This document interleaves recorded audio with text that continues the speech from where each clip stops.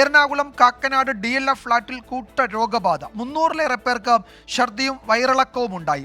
കുടിവെള്ളത്തിൽ E. coli ബാക്ടീരിയയുടെ സാന്നിധ്യം കണ്ടെത്തിയിട്ടുണ്ട്. വിഷയത്തിൽ DMOയോട് ജില്ലാ കളക്ടർ റിപ്പോർട്ട് തേടി. DLF ഫ്ളാറ്റിലെ കൂട്ട രോഗബാധ ഗൗരവമായ വിഷയമാണെന്ന് ആരോഗ്യമന്ത്രി വീണ ജോർജ് പ്രതികരിച്ചു. ശക്തമായ നടപടി ഉണ്ടാകുമെന്നും ഫ്ളാറ്റിലെ കുടിവെള്ളത്തിന്റെ എല്ലാ സ്രോതസ്സുകളും പരിശോധിക്കുമെന്നും ആരോഗ്യമന്ത്രി വ്യക്തമാക്കി. ആരോഗ്യ വകുപ്പിന്റെ ഡിസ്ട്രിക്റ്റിലെ സീനിയർ ഡോക്ടേഴ്സ് അടങ്ങുന്ന ടീം അവരവിടെ പരിശോധന നടത്തുകയും അവിടെ നിന്ന് സാമ്പിളുകൾ ശേഖരിക്കുകയും ചെയ്തു. അതുമാത്രമല്ല, ഫ്ളാറ്റുകളിൽ താമസിക്കുന്ന അന്തേവാസികളുമായിട്ട് ആശയവിനിമയം നടത്തി.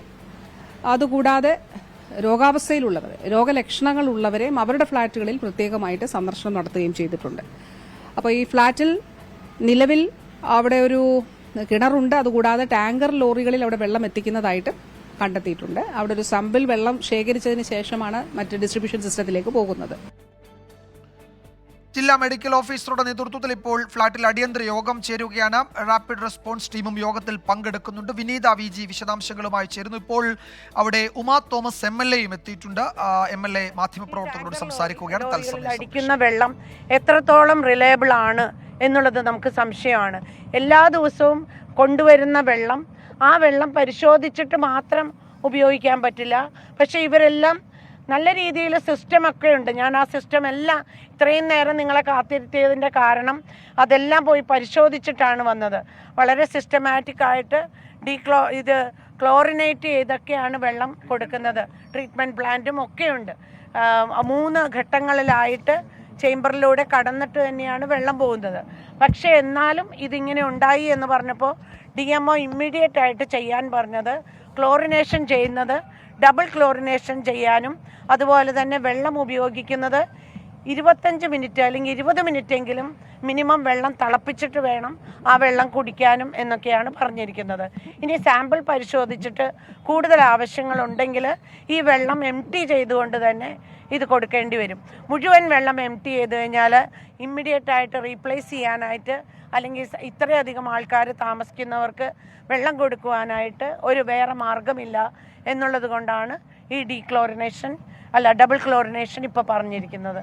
ഇനി മറ്റ് അധികൃതരെല്ലാം ഇടപെട്ടിട്ടുണ്ട്.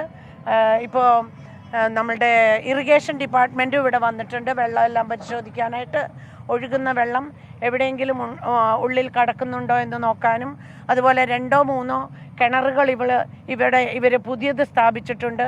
അതിൽ സീവേജ് ഓപ്പണിംഗ് പോലും പല സ്ഥലത്തു നിന്ന് കൊടുത്തിട്ടുണ്ട്. അതിൻ്റെ വെള്ളമായിരിക്കാം എന്ന് പറയുന്നു. പക്ഷേ ഇവരുപയോഗിക്കുന്ന ടാങ്കിലേക്കെല്ലാം ഇവർ സിസ്റ്റമാറ്റിക് ആയിട്ടായിട്ട് പോകുന്നതായിട്ടാണ് കാണുന്നത്. അപ്പോൾ നമ്മൾ ഇത് നന്നായി പരിശോധിക്കേണ്ടതുണ്ട്. ഇത്രയധികം പേർക്ക് മെഡിക്കൽ സംവിധാനം ഇപ്പോൾ ഒരുപാട് പേര് ആശുപത്രിയിലുണ്ട്. പലരും എല്ലാവരും തന്നെ പറയുന്നത് 2 ദിവസം കഴിയുമ്പോൾ വരാൻ പറ്റുന്നുണ്ടെന്നാണ്. പക്ഷേ മെഡിക്കൽ ഇനിയും ആവശ്യം വരുമെങ്കിൽ അതിനുള്ള സംവിധാനം ഇവിടെ തന്നെ ചെയ്തു കൊടുക്കേണ്ടത് ആവശ്യമാണ്.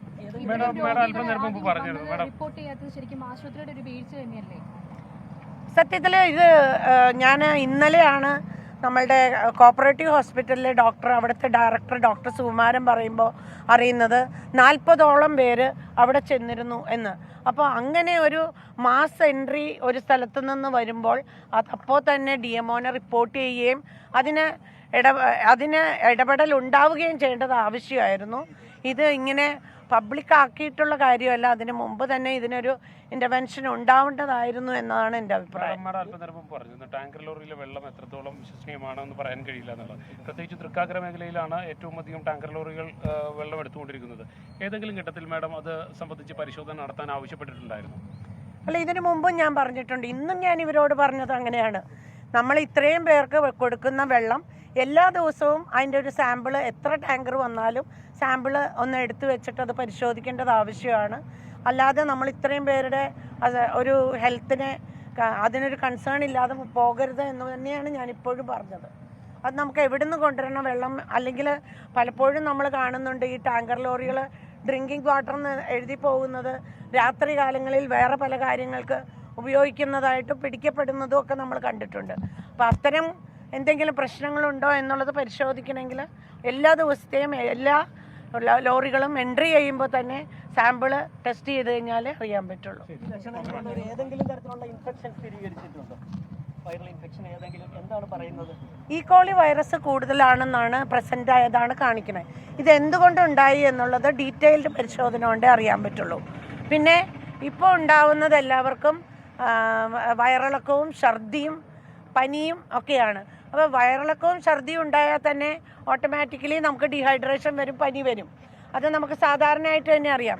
ചിലപ്പോൾ വെള്ളം കുടിക്കാനായിട്ട് കുഞ്ഞുങ്ങളൊക്കെ കൊടുത്തു കഴിഞ്ഞാൽ വെള്ളം കൊടുത്താൽ വീണ്ടും ഛർദിക്കും എന്നുള്ളതുകൊണ്ട് കുടിക്കൂല. അപ്പോൾ അതിനൊക്കെ ശരിക്കും മെഡിക്കൽ ഒരു പരിശോധന തന്നെ വേണോ.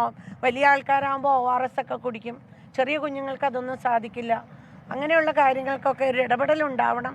തീർച്ചയായിട്ടും ഗവൺമെൻറ്റിൻ്റെ ഇടപെടൽ ഇതിനുണ്ടാവണം. മിനിസ്ട്രി വിവരമൊക്കെ അറിയിച്ചിട്ടുണ്ട്. അതുകൊണ്ട് തീർച്ചയായിട്ടും എല്ലാ സഹായവും ഉണ്ടാവും എന്ന് ഞാൻ പ്രതീക്ഷിക്കുന്നു.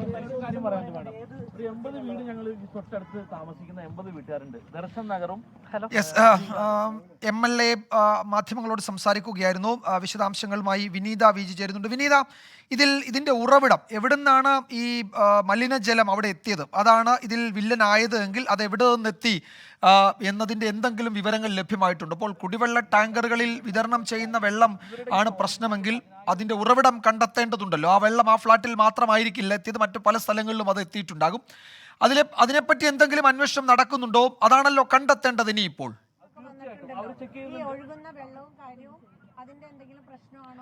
തീർച്ചയായും വിജയകുമാർ, അങ്ങനെ തന്നെയാണ്. കാരണം നമുക്ക് മനസ്സിലാക്കാൻ കഴിയുന്നത് 3 സ്രോതസ്സുകളിൽ നിന്നുള്ള വെള്ളമാണ് ഈ ഫ്ളാറ്റിലേക്ക് എത്തുന്നത്.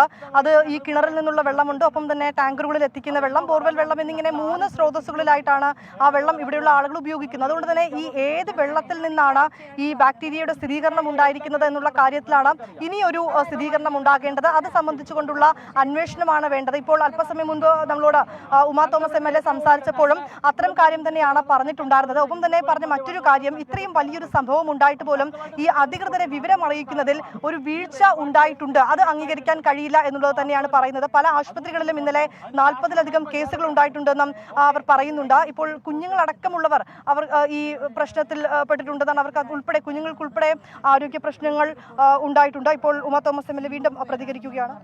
ഈ അസോസിയേഷൻ പ്രസിഡന്റ് ഇവിടെയുണ്ട്. അല്ല, ഇന്നലെ 300 അല്ലേ, 300 നമ്പേഴ്സ് എന്നാണ് പറഞ്ഞിരിക്കുന്നത്. കുഞ്ഞുങ്ങൾ ഉൾപ്പെടെയുള്ള 25ഓളം കുഞ്ഞുങ്ങളുണ്ടെന്ന് കുഞ്ഞുങ്ങൾക്കുണ്ട്, ഒരുപാട് കുട്ടികൾക്കും ഉണ്ട്. സാധാരണ ഇത് പ്രായമായവർക്കും കുഞ്ഞുങ്ങൾക്ക് കൂടുതൽ എഫക്റ്റ് ആവുമല്ലോ. പിന്നെ ചിലർ ഈ വയറിളക്കം ആയതുകൊണ്ട് പറയാനായിട്ട് മടിച്ചിട്ട് ആദ്യമൊന്നും ഇവർ അങ്ങോട്ടും ഇങ്ങോട്ടും പറഞ്ഞിട്ടില്ല. ഇപ്പം തന്നെ ഇതിൽ പറയുന്നത് ഇവർ 3 സ്രോതസ്സുകളിൽ നിന്നുള്ള വെള്ളമാണ് ഇവിടെ ഉപയോഗിക്കുന്നതെന്ന് പറയുന്നുണ്ട്. അപ്പോൾ അതിൽ ഏതിലാണ് ഈ ബാക്ടീരിയയുടെ സ്ഥിരീകരണം ഉണ്ടായത്? അത്തരം കാര്യങ്ങളിലൊക്കെ ഒരു കൺഫർമേഷൻ. പരിശോധന എല്ലായിടത്തുനിന്നും സാമ്പിൾ എടുക്കുന്നുണ്ട്. ഇപ്പോൾ എല്ലാം പരിശോധിക്കണം, എന്നാലേ അറിയാൻ പറ്റുള്ളൂ. പിന്നെ ഈ 1500 ഈ വീടുകളൊക്കെ ഉണ്ടെന്ന് പറഞ്ഞാലും അതിനേക്കാളധികം പെറ്റ്സ് ഇവിടെ ഉണ്ട്.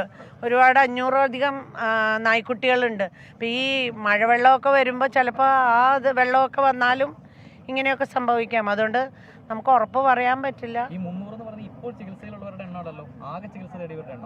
ഇന്നലെ ഗൂഗിൾ റിപ്പോർട്ടിൽ ആർക്കൊക്കെ എഫക്റ്റഡ് ആണ് എന്നുള്ളത് ഹെൽത്തുകാർ ചോദിച്ചപ്പോൾ 300 പേരാണ് റിപ്പോർട്ട് ചെയ്തിരിക്കുന്നത് എന്നാണ് അറിയാൻ കഴിഞ്ഞത്. വിജയകുമാർ, ഇങ്ങനെയാണ് പറയുന്നത്. അക്കാര്യങ്ങളിലൊക്കെ തന്നെ നമ്മൾ നേരത്തെ സൂചിപ്പിച്ചതുപോലെ അക്കാര്യങ്ങളിലൊക്കെ തന്നെ കൃത്യമായിട്ടുള്ള ഒരു അന്വേഷണം കൂടി വേണം എന്നുള്ളതാണ് പറയുന്നത്. എന്താണെങ്കിലും എല്ലാ സ്രോതസ്സുകളിൽ നിന്നുള്ള വെള്ളത്തിന്റെ സാമ്പിളുകൾ പരിശോധനയ്ക്കായി എടുത്തിട്ടുണ്ട്. വരും ദിവസങ്ങളിൽ അതിന്റെ പരിശോധനാ ഫലം കൂടി ലഭ്യമാകുമ്പോൾ മാത്രമാണ് ഇക്കാര്യങ്ങളിലൊരു സ്ഥിരീകരണത്തിലേക്ക് എത്താൻ കഴിയുക.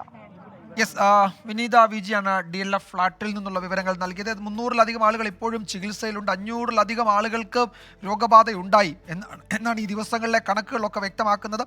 എവിടെ നിന്നാണ് ഈ മലിനജലം അവിടെ എത്തിയത്? അതിൻ്റെ ഉറവിടം കണ്ടെത്താൻ കഴിഞ്ഞിട്ടില്ല. അതിൽ പരിശോധന നടക്കുന്നു. ആരോഗ്യമന്ത്രി അതിൽ പരിശോധനയ്ക്ക് നിർദ്ദേശം നൽകിയിട്ടുണ്ട്. DMO ഇടപെട്ടിട്ടുണ്ട്. കളക്ടർ റിപ്പോർട്ട് തേടിയിട്ടുണ്ട്. കൂടുതൽ വിവരങ്ങൾ അതിൽ വരാനിരിക്കുന്നതേ ഉള്ളൂ.